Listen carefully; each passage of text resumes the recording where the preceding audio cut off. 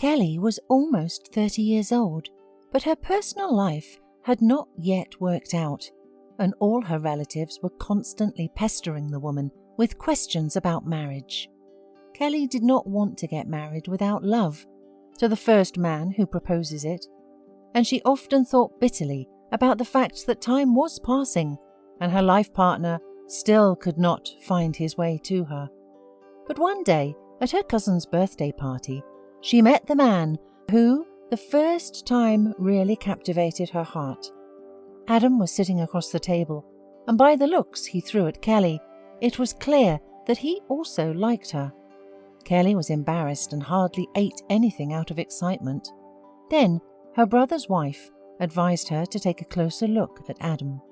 "Kelly, Adam really likes you, so don't lose a chance. He's a nice guy, though divorced. His wife dumped him and left with another man." Adam went to see her off that night.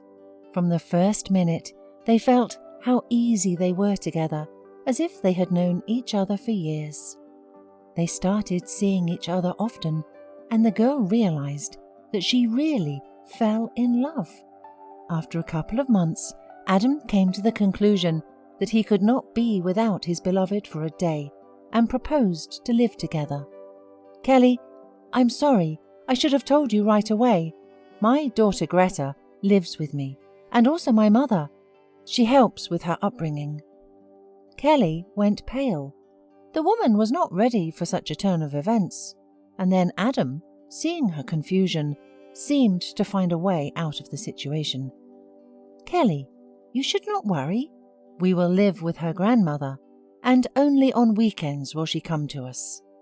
Kelly liked this idea and she calmed down. Every weekend, Adam, Kelly and Greta would go to the movies or walk in the park. The girl was very sociable, curious, and trusted adults in everything. She saw that other children had mums who hugged and kissed them when they picked them up from the kindergarten, and she wanted to have a mum too. She asked Kelly more and more often if she would be her mother. It would have gone on like that, but suddenly Adam's mother broke her leg. It became impossible for her to look after Greta, and Adam asked Kelly for permission to bring his daughter to them. There was a look of fright on Kelly's face. It was so unexpected that she didn't even have time to think, and shouted out, "We didn't agree on that!" There was a look of reproach in Adam's eyes. He loved Kelly very much, but he wasn't going to leave his daughter because of her. So he just left silently. The next day, Kelly cried for a long time in her mother's kitchen. "Adam left and I'm alone again. He said he would bring his daughter, but I don't know how to deal with children. I've never had any." "Kelly, don't make a mistake. If you love Adam, you have to accept the child as well," the mother wisely remarked. "Mum, I'm just afraid of the responsibility for her.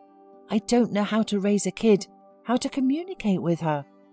The mother hugged her daughter and said she had to think things over carefully. Days passed. The woman missed Adam madly and did not know how to live without him.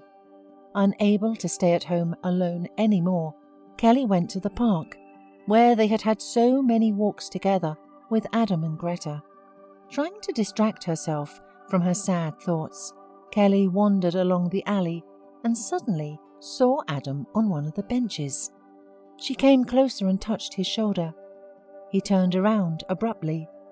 Kelly looked into her beloved's eyes and saw so much pain and sadness in them that her heart ached.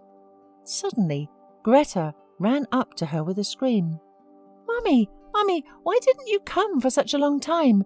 Daddy and I missed you so much."